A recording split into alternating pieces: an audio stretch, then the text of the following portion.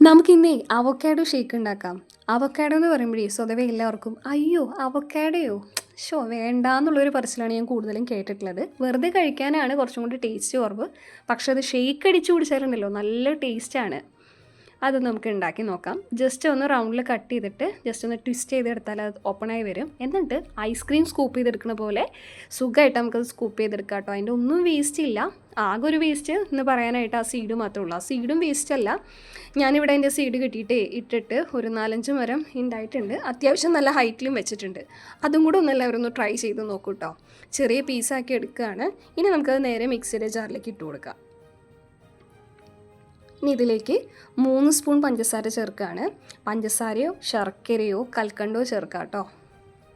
ഇനി നമുക്ക് കട്ടയായിട്ടുള്ള പാല്, ഒരു പാക്കറ്റ് പാലിൻ്റെ ഹാഫോളം ഞാനിലേക്ക് ചേർത്ത് കൊടുക്കുകയാണ്. എന്നിട്ട് നല്ലപോലെ ഒന്ന് അരച്ചെടുക്കണം. അങ്ങനെ തന്നെ വേണം കേട്ടോ. ജസ്റ്റ് വെള്ളം പോലും ചേർക്കരുത്. നല്ല രീതിയിൽ കുറുകുറുന്നിരിക്കും.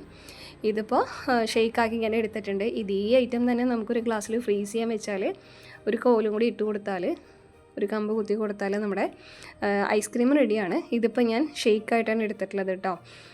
എല്ലാവരും മസ്റ്റായിട്ടൊന്ന് ട്രൈ ചെയ്ത് നോക്കണം. ഈസി ആൻഡ് സിമ്പിളാണ്. വീഡിയോ ഇഷ്ടമായാൽ ഫാമിലിയിലേക്കും ഫ്രണ്ട്സിലേക്കൊക്കെ ഒന്ന് ഷെയർ ചെയ്യണേ.